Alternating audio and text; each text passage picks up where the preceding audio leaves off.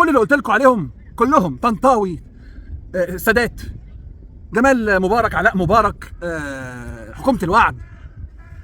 حكومة الوعد اللي بتقول لك ان احمد الطنطاوي من القيادات اللي موجوده على الارض. احمد الطنطاوي امتى كان قياده؟ طب قول لي هو نجح في ايه؟ طب قول لي انجاز واحد لانه قال ما بحبش راس النظام. كلنا ما بنحبش راس النظام، جمال وعلاء وسوزان ما بيحبوش راس النظام. هي دي بس هي دي اللي حركتك يعني؟ حكومه الوعد قالت ان هي شايفه قيادات على الارض، من ضمنهم قالت اسم احمد الطنطاوي. ومن هنا اقدر اقول لك سقط بالنسبه لي القناع عن حكومه الوعد تماما. حكومه الوعد لو شايفه، او الدكتور عماد مهنا لو شايف في غيره قائد، امال انت زعيم او قائد معارضه او قائد حكومه ازاي؟ يعني ازاي انت حضرتك رئيس حكومه والمفروض انك قائد وشايف في غيرك انه قائد؟ انا مش عارف الصراحه اجيبها يمين ولا شمال، تركب معايا زي مش راكبه الصراحه معايا خالص. وبالذات انك شايف في احمد الطنطاوي هو راجل كيوت جدا وبيتبنى فكره الانتقال الناعم والطري للسلطه. واخدين بالكم؟ يعني بيتبنى فكره اللي حضرتك شايفه يا استاذ عماد مهنا رئيس حكومه الوعد اللي انت شايفه قائد، هو بيتبنى فكره الانتقال السلمي اللي بناء عليها سيادتك بتسلم بصحه كل ما اتخذته السلطه من قرارات. وهذا يعتبر موافقه ضمنيه من سيادتك على انك تكمل وتستلم الرايه على الوضع اللي فيه البلد. اللي بيمسك العصا من النص مصيره هيتفضح. اصل الصح ملوش طريقين، الصح ملوش طريقين.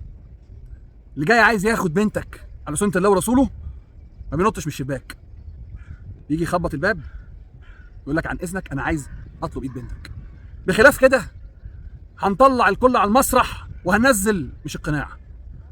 انا عندي القدره والكفاءه انزل اكتر من القناع، بس الحمد لله القناع بيسقط لوحده والباقي سيبوه عليا انا. طب انا قلت لك على ابطال المسلسل، ندخل بقى على المخرج الكبير السلطه. هذا المسلسل برعايه الحكومه المصريه، النظام المصري، اخراج خالد، لا مش خالد. اتكلمنا عن ابطال المسلسل، الكوميديانات والكومبارسات اللي جايبينهم يلعبوا دور هم راضيين بيه على فكره يعني. قلت لك في اعلاميين كبار ما تناولوش الموضوع، انا تناولته قبل كده بفضل الله. العبد الفقير الى الله اخوك تناوله، وانتهينا للنتيجه اللي كان راينا فيها في الحلقات السابقه ان هي بقت خلاص حقيقه ما تحتملش التاويل، يقين، ما عادش فيه تكهنات. قلت لك هو له مهمه وهو دور في المسلسل، والبطوله كانت لطنطاوي وبقيه الكاست اللي قلت لك عليه. تعالى بقى ندخل مع بعض نشوف الفكره والرعايه والاخراج كان للنظام علشان يحصل ايه في الاخر. يلا بقى عشان اديك كده ما قبل الخلاصه بسطر. كل ده بيتلعب ليه؟ عشان مفيش حد من دول مسموح له ينجح في انتخابات. مفيش حد من دول اللي بيستخدم زي منديل الكلينكس ويترمي في باسكت الزباله بعد كده مش مسموح له اصلا يجلس على الكرسي ده، لان كلنا سمعنا كده حد فاكرينه قال اللي هيقترب من الكرسي ده يعني معناه رقبتي. ان شاء الله ان شاء الله لينا موعد مع الرقبه دي ان شاء الله باذن الله، ربنا هينولها لنا باذن الله. مفيش حد من كل الكومبارسات دي مسموح لها يقرب من المنطقه دي. كل ده عشان ينزلوا كلهم على قد حاطط ايدك كده يوم ينجح الزعيم الهمام ويتقال الراي العام العالمي للمره الثانيه على التوالي كده الشعب قرر يجدد الثقه في النظام وفي مرشح المؤسسه العسكريه. عرفتوا ان المعارضين دول كدابين؟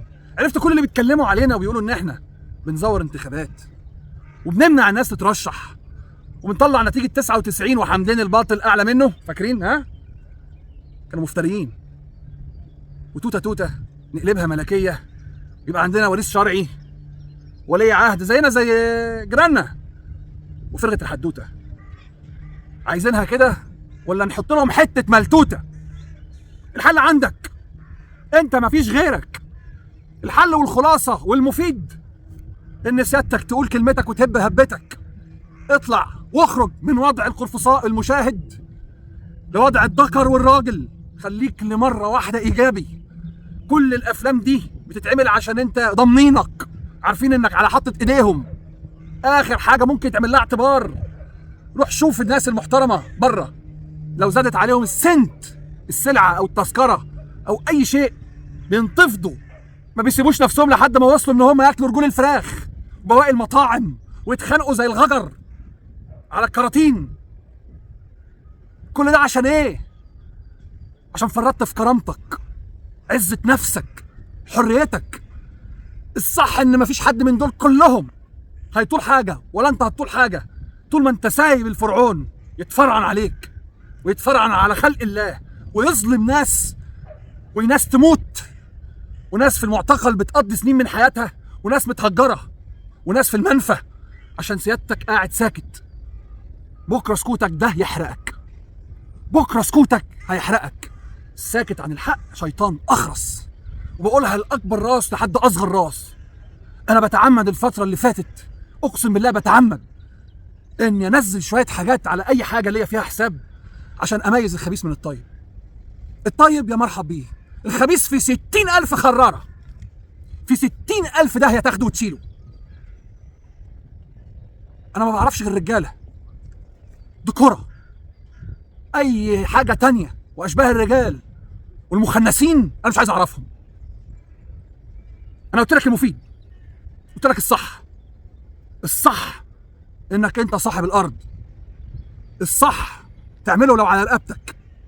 شوية العالم الصيع الخونة اللي بيقولوا لي أنت بس بضيع شوية وقت والله وأنت حارق قلبك، سكلتكم أمكم أم. الصح بيتعمل عشان هو صح. الحق أحق أن يتبع حتى لو النتيجة ما حصلتش. كفاية إنك تتكتب عند المولى عز وجل إنك صدحت بالحق، موقفك يتسجل في صحيفتك. يا وضيع يلي جاي الدنيا تقعد فيها بضعة سنوات، اعمل حساب اليوم اللي هترجع تقابل فيه ربك، إلا من أتى الله بقلب سليم. يا وضيع، أنا عارف إن الكلام بيحرق، بس هو ده الكلام اللي يجيب من الآخر، هو ده الكلام اللي بعده مفيش كلام. النسوان بقت أرجل منكم، الستات بقت أرجل من بعض الشنبات. واحد حزين، ده احنا كل اخواتنا العرب اللي في الغربة يشوفونا يقولوا لنا هم فين رجالة مصر؟ فين الناس اللي نزلت بالملايين في يناير؟ طب فين بتوع 30 ثانية؟ بقول لهم للأسف واخدين أجازة. ارفعوا راسنا، كفاية كده. احنا ما بندقش النوم ورب يعلم، عشان الظلم والقهر، قهرة الرجال. بتكلم عن الرجال مش أشباه الرجال والمخنثين. يا مخنثين ما ينيمناش عشان احنا عندنا ضمير. احنا كان ممكن نبقى زيكم واكتر منكم، كان ممكن نبقى عندنا اعلى واعلى واعلى من اللي انتوا فيه ومناصب اكبر بكتير، بس ما اعرفش اقف قدام ربنا ويجي واحد يقول لي حسبي الله ونعم الوكيل فيك. الكلام اللي بقوله لك ده مش هتلاقي حد يقوله لك، الكلام اللي بقوله لك ده من ذهب. اللي يقول لك اي حاجه ونخلص قول له لا لا لا لا لا لا، الكلام ده كان زمان واحنا في سنه اولى ثوره. اللي يقول لك اي تغيير والسلام بس نخلص قول له لا والف لا. انا بقى هشبه لك الموقف ده عشان تعرف مكانك فين بالظبط وترد على الناس دي تقول لها ايه. قول له هو انت لو جاي لبنتك عريس تقدم لها وفي 10 عرسان، انت كده صنفتهم من 1 ل10، ابتداء من رقم 4 فيهم عيوب، فالثلاثه الاولانيين ما تقدموش، خلاص تراجعوا عن الفكره فتجوزها. يعني الرابع او الخامس لحد العاشر يعني هو اي عريس والسلام؟ ما هو يا متخلف عقليا يا اللي عقلك وقف وما بيفكرش. ما انت كل مره بتقول بس نخلص. هقول لك كم مره قلت بس نخلص؟ من 52 من ايام الانقلاب المشؤوم قلت باي حد يجي مكان عبد الناصر بس نخلص، لبست في السادات. قلت على السادات برضو اي حد يجي غير السادات بس نخلص، لبست في مبارك. قلت على مبارك بس اي حد يجي ونخلص. ما كملتش يعني ثوره يناير صح، ده اللي اقصده يعني يناير المجيده ما كملتش صح، لبست في اللي مش هقول اسمه. مفيش حاجه اسمها نخلص وخلاص، ما هو خلاص دي اللي ودتنا في 60 داهيه، وخلاص دي هي اللي ادت ان احنا النهارده بقينا بنلف نشحت من اللي يسوى واللي ما يسواش. طبعا مش احنا، عندنا كرامه او يعايرونا ناس زمان كان بيقعد حاكم مصر حضره صاحب الجلاله وهم يقفوا. ده كان مقام مصر. كلمه تغيير وخلاص، لا مش تغيير وخلاص. تغيير يعني مجلس رئاسي ثوري مدني خالص لمده 3 أو 4 سنين فتره انتقاليه، يجي بعديه او متزامنا معاه محكمه ثوريه عليا تستبدل بالمحكمه الدستوريه العليا عشان تكون احكامها ساريه وغير قابله للطعن عليها وملزمه لجميع المحاكم والدوله باجهزتها ومؤسساتها والحكومه بصفه عامه والشعب، ومجلس ثوري او لجنه ثوريه لوضع وتاسيس دستور، ثم لجنه ثوريه اعلاميه للتصنيف الديمقراطي عشان تمحو قذاره 70 سنه اللي فاتت. وبعد كده سيادتك تستفتى على الدستور ويبقى عندك نظام فيه رئيس معدوم الصلاحيات، منتقص الصلاحيات، في حكومه سيادتك تحاسبها وتسالها. عشان الناس اللي بتقعد تقول لي في التعليقات كل دول مش عاجبينك، يعني انت مش عاجبك جمال وعلاء ومش عاجبك احمد الطنطاوي ومش عاجبك محمد السادات ومش عاجبك حتى حكومه الوعد، انت عايز ايه؟ يا سيدي هو في حد نافع واحنا قلنا لا؟ بس المهم ما يكونش شخص. حذرتك انا من الشخصنه كتير، قلت لك الشخصنه دي ياما ودتنا في 60 داهيه. مش هنرجع تاني يتقال علينا دي دوله فلان ودي دوله علان. احنا عايزين نظام فيه الحكومه تتسال. احنا عايزين برلمان يشكل حكومه والحكومه دي نعرف نحاسبها. تاني اللي هيقول لي طب انت عايز مين؟ مش هترشح لي حد انت مش جايبه ومفروض عليك اعلاميا من اعلام النظام، والنظام اللي جايبه ومنسق معاه كلهم متنسق معاهم. انا شرحت لك، ما انا مش هقعد اشرح كل مره واقول لك ان كل اللي بيتكلم من جوه مصر ما حدش يجرؤ يتكلم من جوه مصر لو هو حر صحيح، الا اذا كان هيبقى زي شفيق، زي عنان، زي قنصوه، زي المستشار يحيى دكروري ربنا يفك اسره قاعد برضه قائد الاقامه الجبريه، زي هشام جنينه لما قال كلمه. اي حد محترم يقول كلمه الحق من جوه مصر ما ينفعش يقعد في مصر، يا اما في السجن يا اما في بيته قائد الاقامه الجبريه. انما اللي انت بتشوفهم دول كلهم بيسافروا ويرجعوا، خرجوا من المطار يرجعوا من المطار. اعرف ان انت اللي بتلعب بعقلك انجس لعبه وانت اللي قابلها. يا رب تكون الرساله وصلت، ويا رب محدش تاني يقعد يقول لي طب انت اصل كل دول مش عاجبيني. واي حد هيطرحه النظام وهيكون الطرح ده من قبل اعلام النظام او منسق مع النظام، اقسم بالله هطلعه على المسرح. انا وظيفتي اطلع اي حد على المسرح. انا قعدت صابر على حكومه الوعد لحد ما هي وقعت نفسها بنفسها، وهي اللي صرحت وقالت ان هي ترى في احمد الطنطاوي الكيوت اللي عايز انتقال سلمي مايع طري للسلطه، شايف فيه انه يبقى قائد، مع انه هو عمره ما قال انا قائد ولا يصلح انه يكون قائد. قياده سمات زي ما قلت لك، شخصيه، كاريزما.